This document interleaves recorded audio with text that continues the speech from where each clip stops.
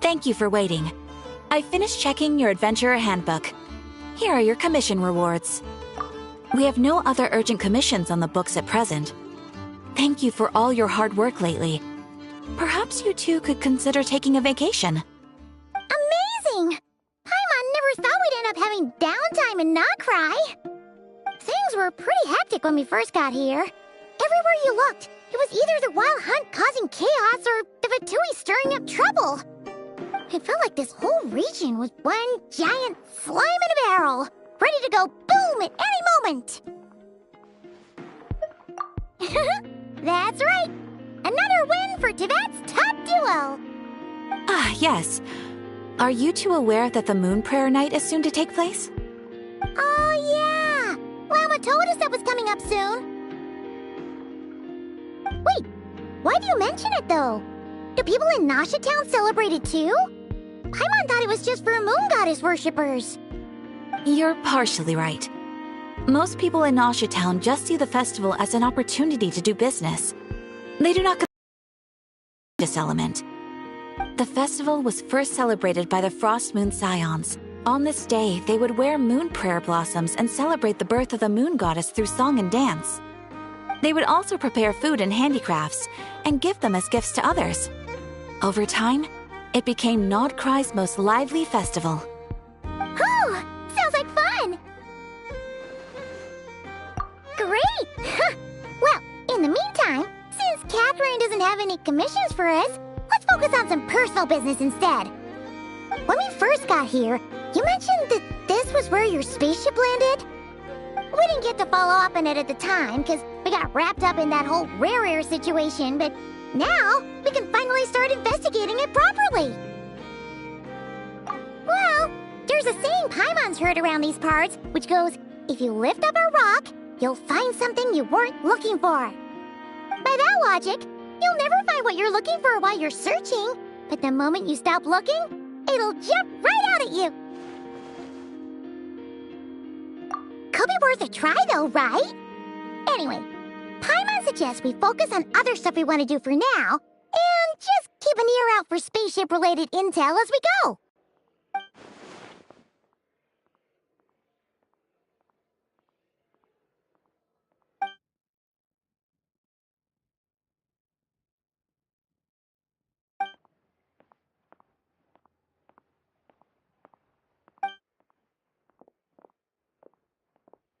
What's wrong?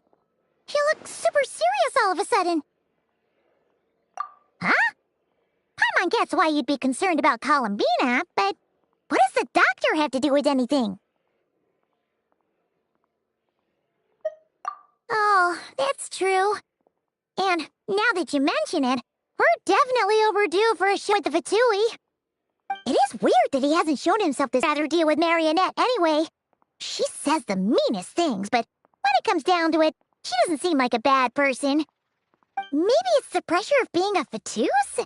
Especially as a Harbinger. Does she feel like she's gotta act tough to keep up appearances or something?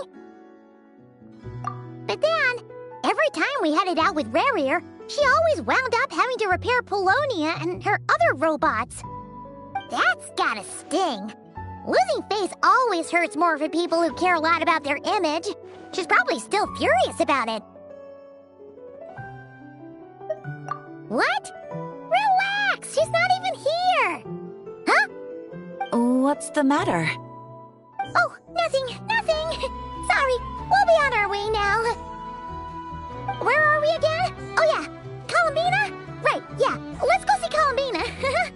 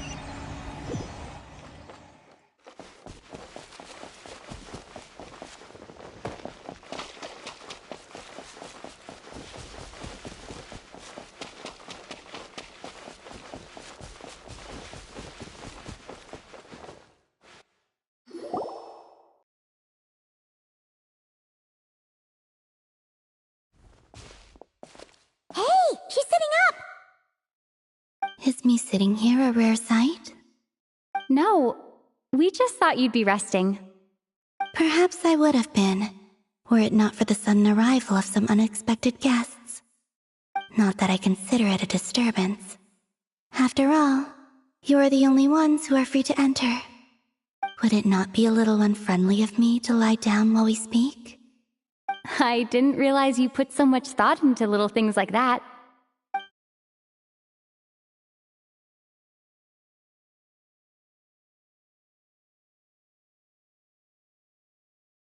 Only sometimes. There have been moments lately where I think about you and your companions. They are warm, mysterious, and cozy memories. Very few of my past memories are anything like that. They say that travelers return home bearing bags full of souvenirs. But my luggage was empty, and I believed it would stay that way. Return home? So, you're still planning on returning to the moon? Yes. This planet continues to reject me, reminding me that I do not belong here. If I remain in Teyvat, there will come a day that I disintegrate. And I don't mean reduced to dust, or turned into food for the flowers. I mean, I will cease to exist entirely. Alright then. Well, we're sure gonna miss you. But it sounds like we'll have to say goodbye. How do you intend to return? The moon prayer night is soon to arrive. On that day, the moon will be closest to Teyvat. The Kuvaki in this land will reach its peak at that time. I merely need to grasp the tide, and with relatively little effort. Oh, Paimon gets it! It'll work like a slingshot! You make it sound like she's gonna get blasted up to the moon. If I did that, I suspect I would crash into the false sky. I will be using a much gentler approach, but I do like the analogy. It's fun. You see? She gets Paimon's sense of humor. In the blink of an eye, the time has come to part ways. It does feel that way, doesn't it? Time seems to fly fastest when you are enjoying it. I have always thought of myself as a wanderer on this earth, and it has never expressed any desire to keep me here. Yet just as I plan to depart, it tugs at my arm. Is this a gesture of affection? Or is the world mocking me? Oh. Were you hoping I can answer that? Yes. You are a traveler, so you must have a lot of experience in this area.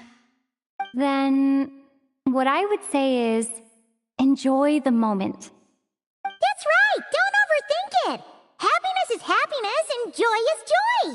The point is to enjoy it, not analyze it! I see. Then what I would say is, even though I am very tired right now, I am still happy. I can't tell from the tone of your voice. Oh, really? You don't think I sound happy? I'm just kidding. I could tell you were in a good mood today from the moment we saw you. Ah, a joke. Albeit not a funny one. Anyway, I assume you're here about you-know-what. Give me your hand. Actually, it's not that. There's something else we wanted to discuss with you. Oh, then, do you still want to give me your hand? Or not? Sure.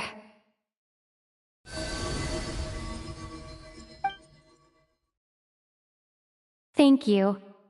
So, I've heard that in the moon prayer nights of the past, people here would hold celebrations in the moon goddess's honor.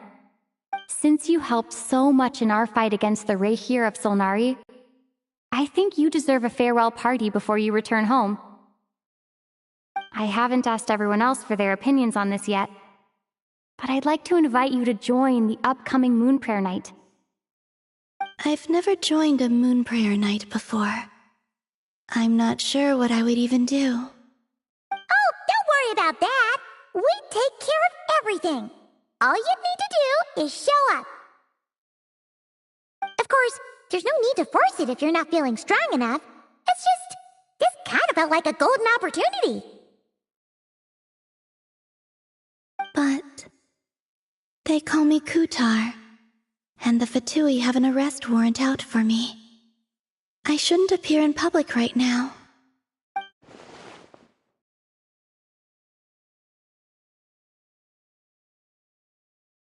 I'll make it work. You have my word. Yeah, we got your back. Well, she does. Paimon's actually not too sure what she's planning. All right, if you're sure. I will not refuse your invitation. I suppose it wouldn't hurt to pack a few more sights from this world into my suitcase before finally learning what my homeland looks like. Oh, if you see Lauma, please tell her that my answer to the question she asked me is neither yes nor no. Rather, it is, there is no need. That was kind of cryptic, but sure. Guess it's between the two of you. We'll pass along the message. Bye for now.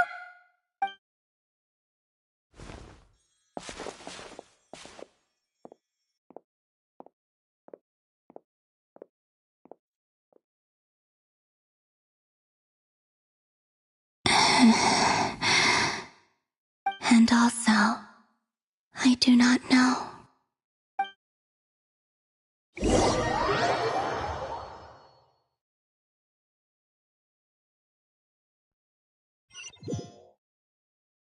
Since she's agreed to join the festival, let's go see who else wants to take part. Lauma's gotta be the person most familiar with the Moon Prayer Night. We should start with her. Also, what exactly is your plan to keep her safe? Not sure yet. I'll figure something out. What? Are you serious? And Paimon even gave you her vote of confidence back there. When did you become so sneaky?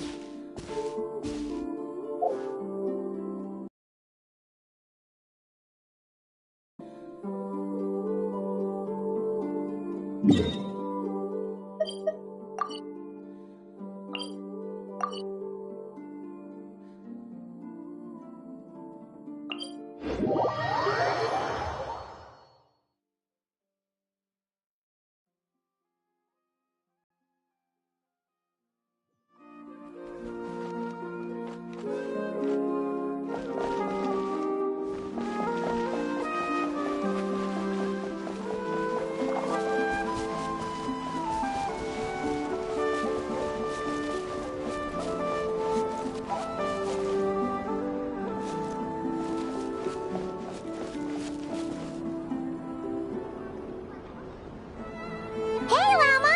It's us! Huh? Varka? What are you doing here? Beats me.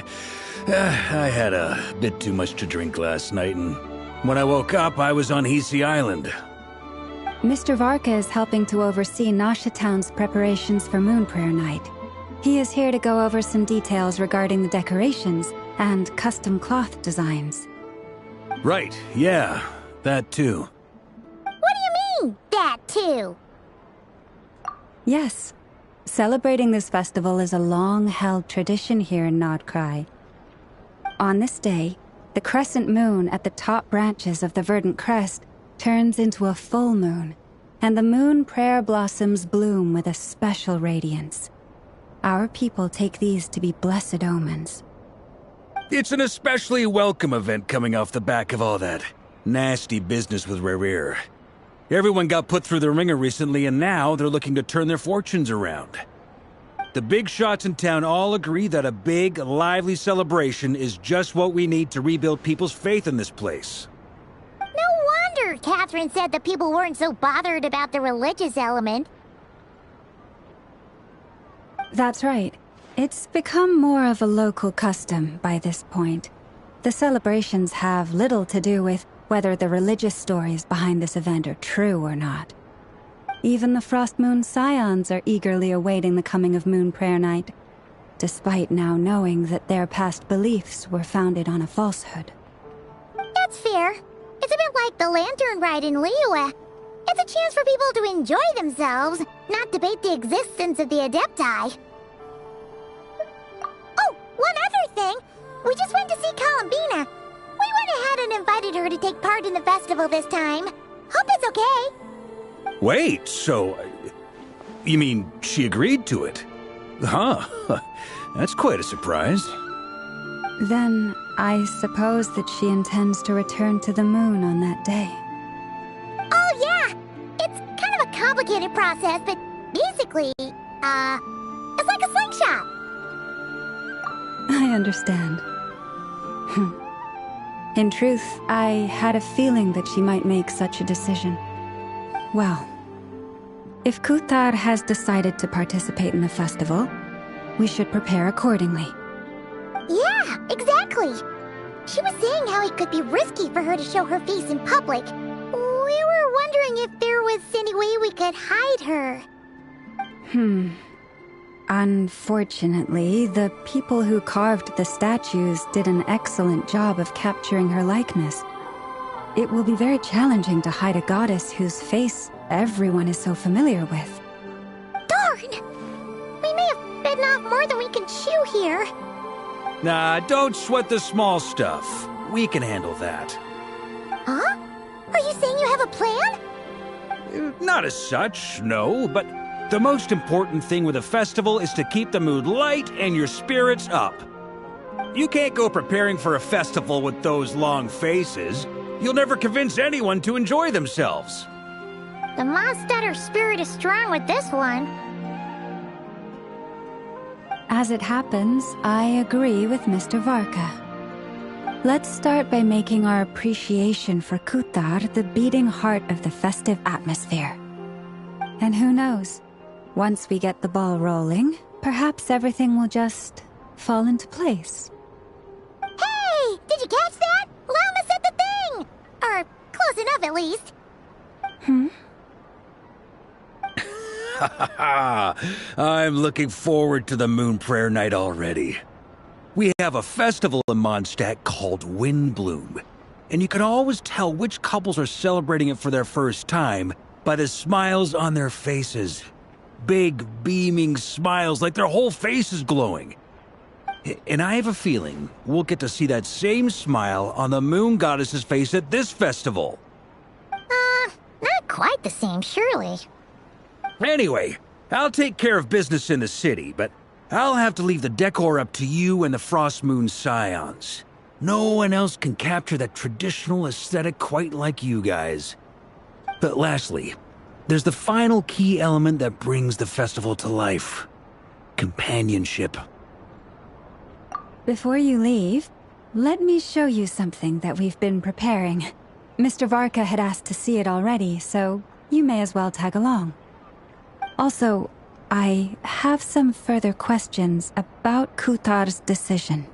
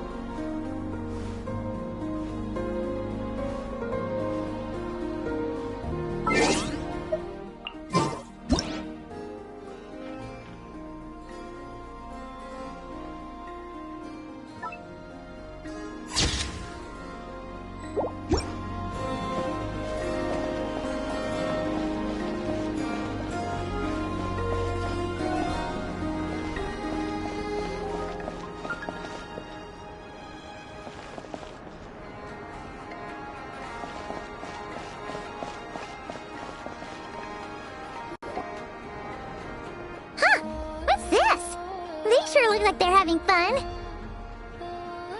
I believe so. Kuhenki seem very skilled at playing drums like these, although I'm not sure where they learned it from. Maybe it's an innate talent? In their eyes, they're probably just playing with toys.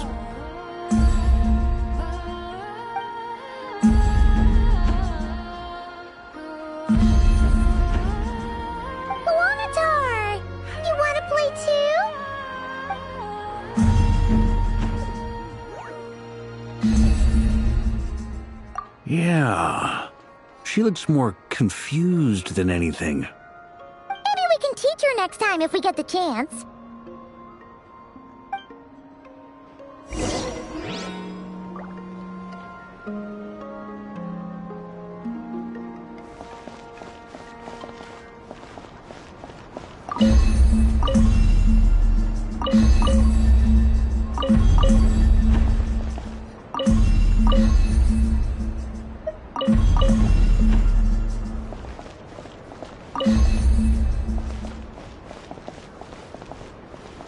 What are these floaty things? Moon veils. We hang them from buildings in the city during the festival. When you look at the sky through them, it creates a lovely misty effect.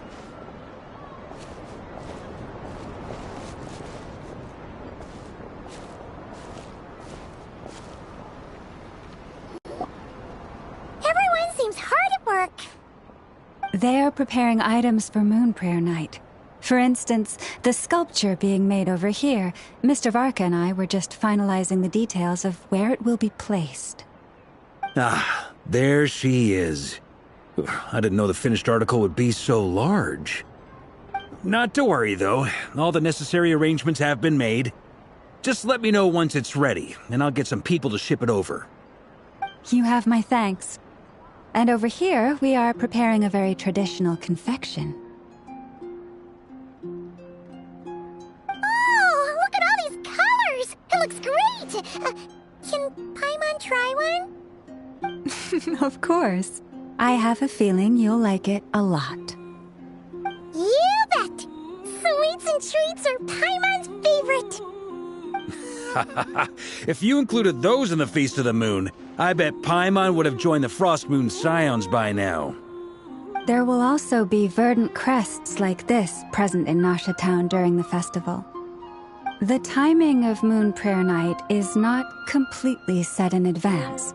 We make a rough estimate, then observe the changes in the verdant crests and moon prayer blossoms to guide us. As such, the wait itself is a fun feature of this particular festival.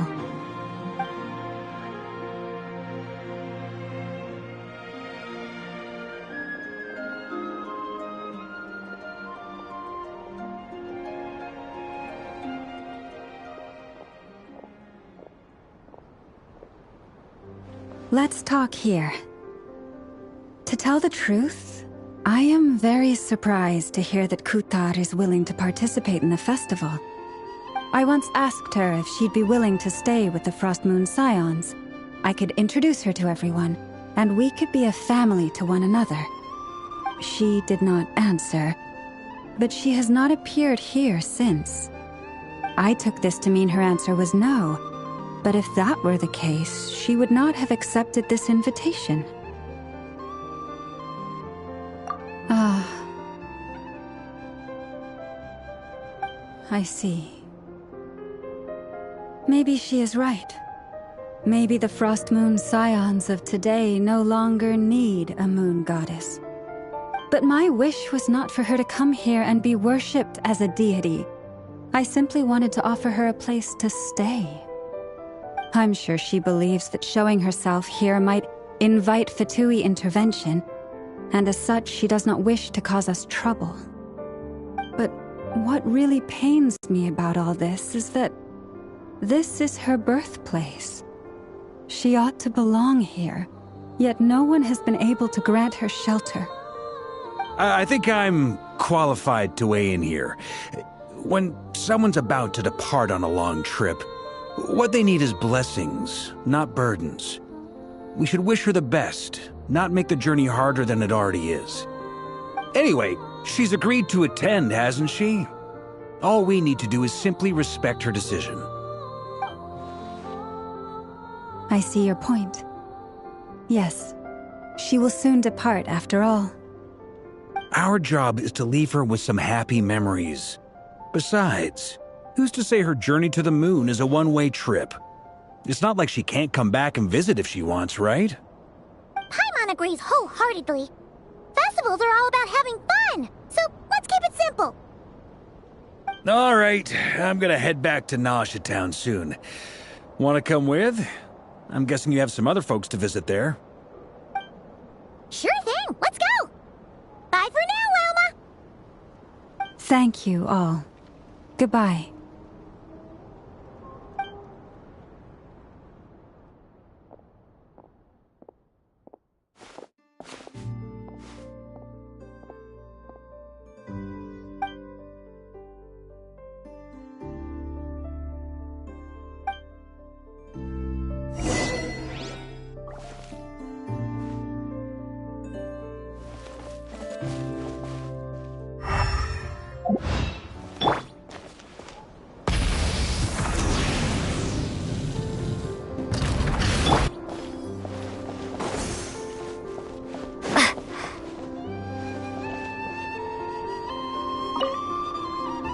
Goodbye for now.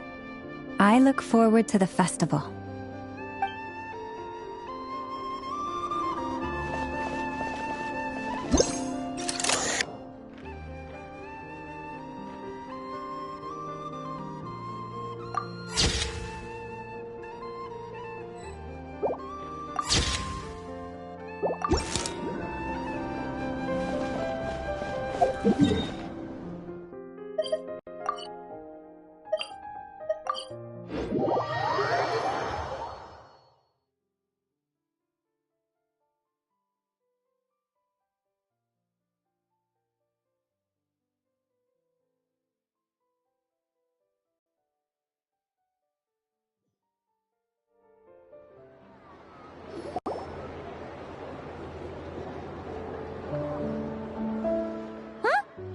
Over there! It's Durin and Albedo with twins! What could they be chatting about? Your guess is as good as mine. Ah, Grand Master, and the Traveler and Paimon! Hello there. It's been a while. Perfect. We have some new volunteers for our investigation. Wait, let me guess. The righteous Lightkeepers are finally ready to hunt down the Abyssal Dragon? Haha. Yes, that too. Yeah, right! Oh, wait! Why does everyone keep saying that too? Well, to be precise, the facts match, but not the causality. Wait, so I guessed right? Half right! Don't act so impressed with yourself. Maybe I can explain. We ran into Mr. Flint's north of Nosha Town. At that time, we just noticed a few abyssal creatures out in the wild, but the strange thing was, I didn't detect any traces of abyssal energy on them at all. On closer inspection, we realized that they were not real monsters, but something akin to reflections in the water, or perhaps a mirage. Huh? What do you mean? Like, you could see them but not touch them? Exactly. It was very peculiar. They roared and tried to attack us, but we could not make any physical contact with them. I think I've heard of things like that happening in Nod-Krai before, but I don't know much about it. Yes, it's a known phenomenon. Mirage-like illusions tend to appear in Nod-Krai in the run-up to Moon Prayer Night. From a distance, they appear quite real. I myself thought that Misters Durin and Albedo were locked in battle with abyssal monsters when I first arrived. But after sharing intel and investigating a little further, we can confirm that these illusions are harmless. There is no great cause for concern. All the Mirage stories I've heard are either animals, rocks, or small houses. Abyssal monsters, though? That's a first. It's a first for me, too. So I'm planning to look into it further just to be on the safe side. I intend to inspect a few more locations. What about you two? Any plans? Alice contacted me a few days ago. She'd like me and Durin to assist her with an experiment. But we lost contact shortly after receiving the message. I'm sure that comes as no surprise to anyone familiar with her. We don't know when the wind will blow, yet when the wind blows, we will know. That, in a nutshell, describes how Alice operates. Yeah, that tracks. Okay. Well, I suggest we investigate this Mirage business in the meantime. It's piqued my curiosity, and I'm pretty sure I know someone who will already be 10 steps ahead of us. Well said. Whatever's happening in Nod-Krai, she always seems to be the first one to know. Let's go see what she knows. We can invite her and her staff to the festival while we're at it.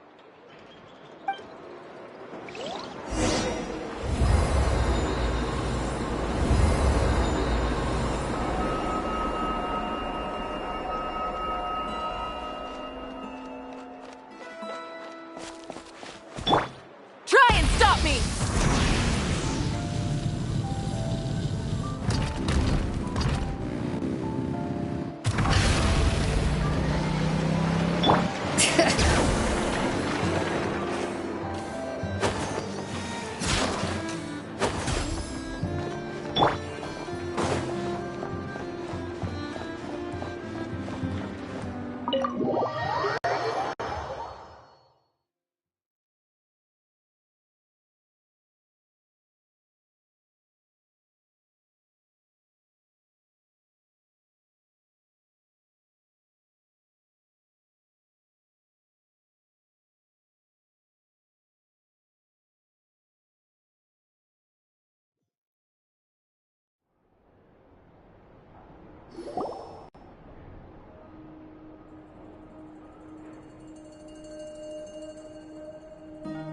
You're right, I have noticed.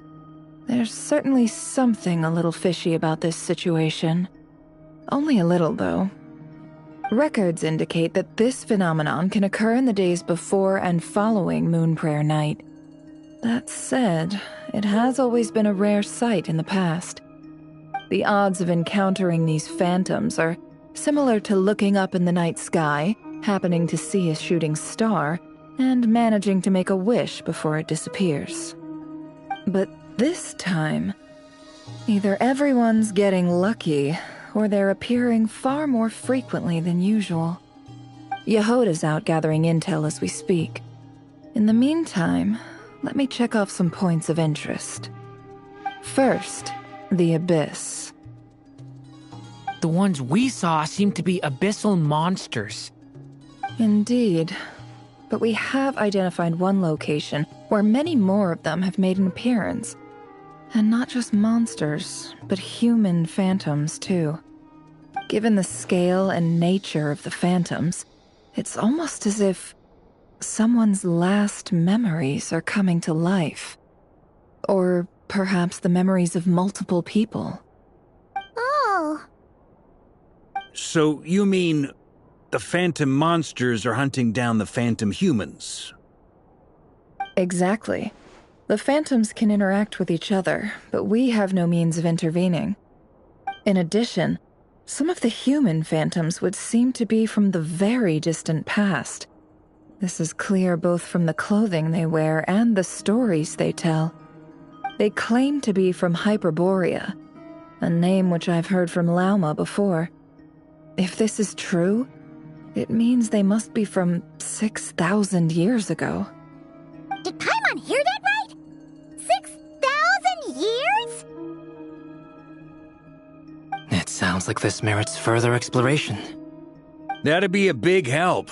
I'll leave it with you, Albedo. My knowledge of ancient history is non-existent. I used to doze off every time the pre-Knights Favonius era came up in class. It's quite a miracle that you were able to understand these phantoms' speech, given how long ago they lived. I suppose you're right. But I'll leave the archaeologists to ruminate over that conundrum. As an intelligence broker, my sole interest is in the value of the information I gather.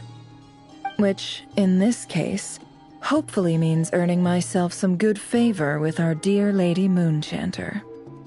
So calculating. Whew, this intel broker logic always catches Paimon by surprise. Sounds to me like we could split the work up. I think the abyssal phenomenon is best left to Albedo, Flints, and me. Agreed. It coincides with my duty as a lightkeeper. Better. Even a little knowledge would go a long way. This is certainly a rare opportunity to study the Abyss. But even rarer, perhaps, is the chance to make contact with the Ancients. The Curatorium will take the lead on investigating the Hyperboreans. We put in the work to learn what we know so far. It seems only fair that we get some quantity of exclusive intel. That just leaves our trusty team of 2 unassigned. Since you became an honorary knight, of course. This was part of my grand plan all along. Ha ha ha! Oh yeah! By the way, we managed to convince Columbina to come to the Moon Prayer Night celebrations. Would you and Yehoda like to join too? She agreed to that? Huh. Quite an achievement. Never underestimate the traveler, I guess. I'd be happy to join. No point shutting myself inside when the streets are all decked out. I doubt any clients will be visiting during the festival in any case. And Yehoda loves a party, so I'm sure she'll jump at the opportunity. No. No. No. No. No. No. No. No. No. No. Way to contradict me in front of... Wait. No, that's not what I have bad news, boss. So many people. All right, everyone inside. Quick.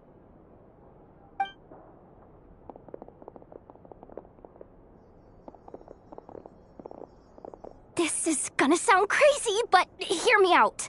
I saw one of those phantoms at Star Sand Shoal, and it was some sort of flying ship. Like a spaceship? That's gotta be the one you came to Tibet in. You said you saw the same thing through the moon marrow, right? Huh? You already know about it? Ugh, I thought I was gonna blow people's minds. Turns out I'm the last to find out. Wait. Back up. You came here in a spaceship? Now my mind is blown! What's it like on the inside? Was it like flying through space? I want to know everything! Yep, exactly. Huge discovery. You're the best, second best intel broker in the world. After your boss, of course. Wow. Really? Well,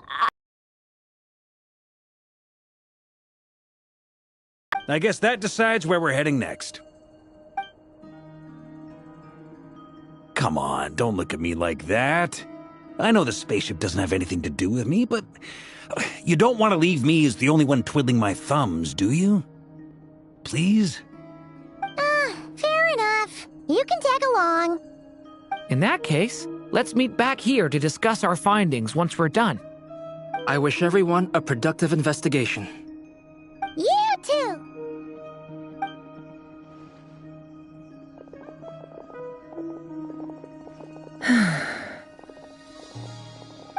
What's up, boss? Aren't we gonna head out? Tell me, Yehoda, when did the Curatorium start giving out intel for free? Oh, sorry, boss.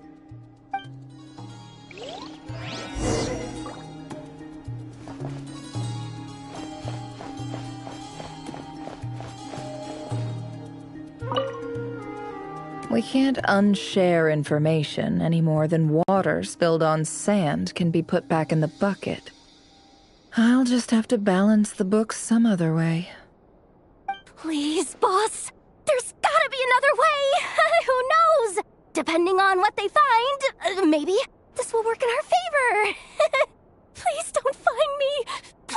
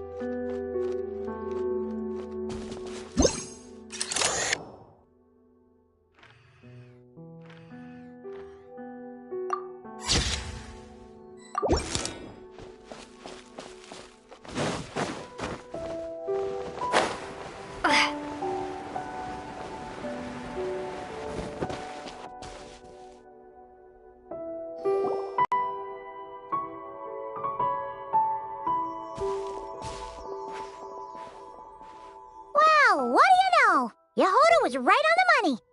This Phantom really is your spaceship. But that's so weird. Why would it show up here? Is it some kind of projection? Or a ghost? Like, maybe it no longer exists, but somehow it left an afterimage? Ah, you're already here. Miss Lauma, what a surprise. I thought you were busy with festival preparations. I was, until one of our people informed me that a strange sight had appeared at Starsand Shoal. No one's ever seen something quite like this before. I thought I should see it for myself. Same here. Oh, so we heard that these things appear around the festival period. Any idea why that is? Unfortunately not. We have very limited information about them, since they can't be interacted with. And no human phantoms have ever made an appearance before now. Kuvaki energy around this time. Yeah, seems like that's all we can do. This is all so confusing. Allow me to lend you a hand.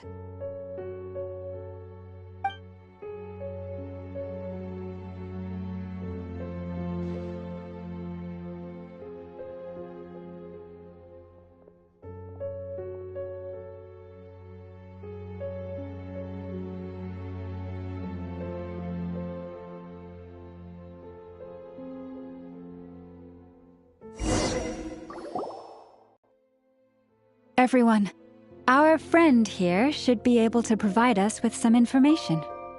Is that a phantom rhymehorn deer? I've heard about how the Frost Moon Scions live in harmony with the animals and can even communicate with them. That's coming in handy now, for sure. Okay. Yes, I understand. Then how about this?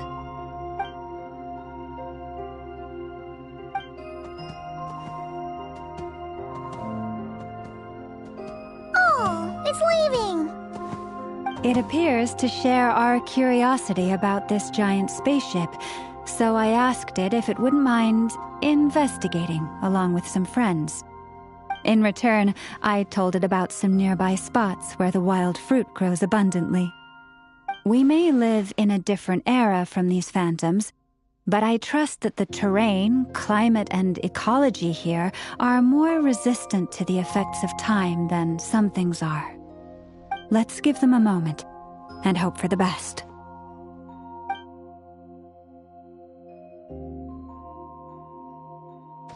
All back together?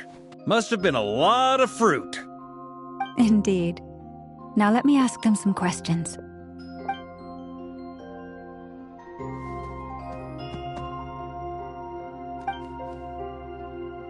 It did find a lot of wild fruit, enough for them to feast for a long while. This puffin circled in the air several times, but didn't spot anything out of the ordinary. Certainly nothing to do with the spaceship. Huh. Well, it definitely makes sense to get a bird's eye view. Indeed. Other than that, I was also thinking that the world these phantoms see is also different from ours. Oh, I get what you mean. The wild fruit exist in both times and spaces, but there might also be things that only exist in that space-time, which we can't see. Good point. Great thinking, Lauma. Blunthorn rhinos can use Kuvaki to shift great rocks, but this one says it couldn't get that ship to budge by even an inch. The sniffer mole tried too, but despite being a skilled digger, it could not get through. They say that the spaceship looks robust and undamaged. It seems completely impervious to any and all attacks. Whatever lies within is well defended from harm. So, just like us humans, there was nothing they could do about this spaceship either. Yes, still, they deserve our thanks. We are grateful for all your efforts, dear friends. Now go and enjoy your feast. I've noticed some other human phantoms gathered nearby. Come on, let's go talk to them.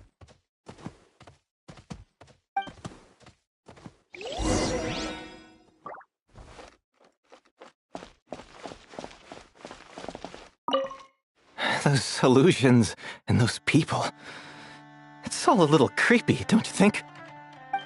Nah, all part of the festive atmosphere.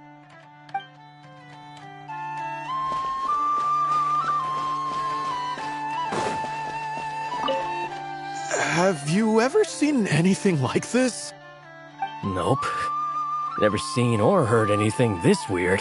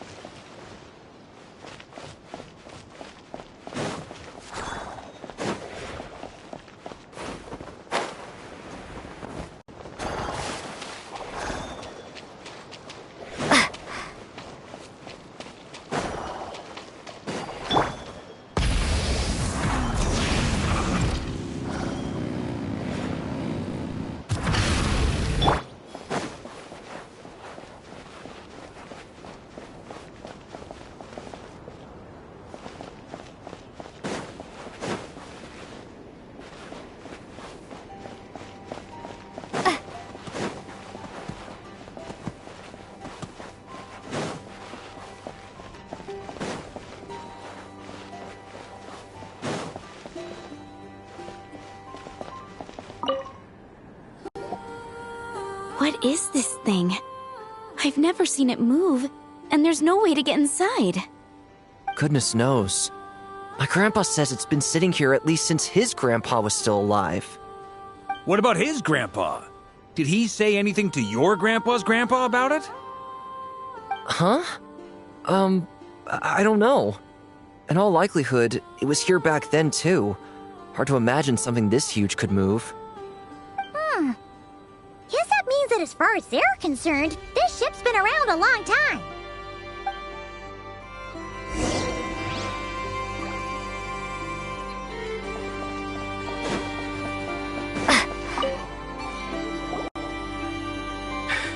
Come on, brothers. If we can get even a small chunk off of this thing, it's gotta be worth a fortune. Today is the day we strike it rich. Huh? You mean Paimon? Yes, brother, I shall join you. Let's make our fortune. We should go with them. What the? This thing is crazy tough. I can't even scratch it. What's it made of? Sorry, brother. Looks like we'll have to seek our fortunes elsewhere. Enjoying yourself? I was just seeing if I could influence this phantom's perception by playing. But nope, no dice.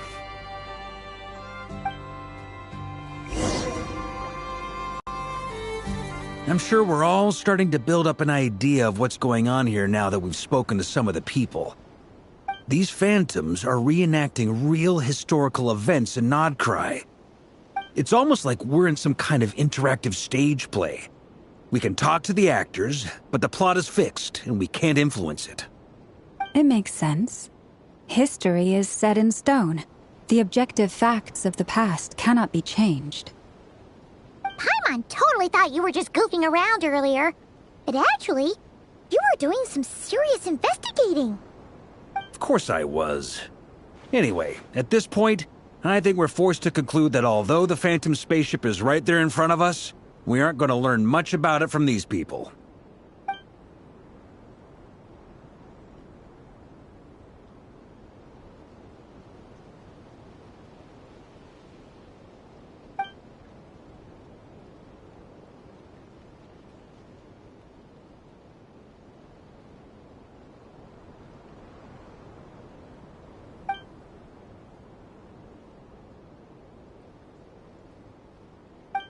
Don't be discouraged. If nothing else, this is proof of the ship's existence. And think about it. So many people tried to hack their way inside, but no one could get the door open. It's made of very tough material. To me, that says that we'll either find the ship itself or the story behind it. It's just a matter of time. Huh. Every now and then, when Varka gets serious, he actually does seem like Grandmaster material for once. I wonder how the others are doing. Let's head back for now. Sounds good. Also, drinks are on me if Team Knights of Favonius is the first to finish. Wait, we have a team name now? Am I in Team Knights of Favonius as well? You're very welcome to join. We've even got a cathedral ready for you. Isn't that technically blasphemy?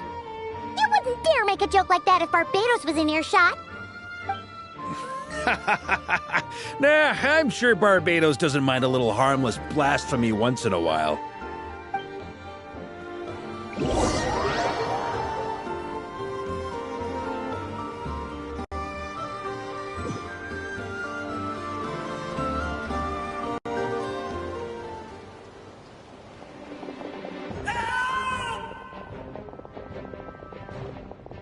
Oh, no! Get away! Oh.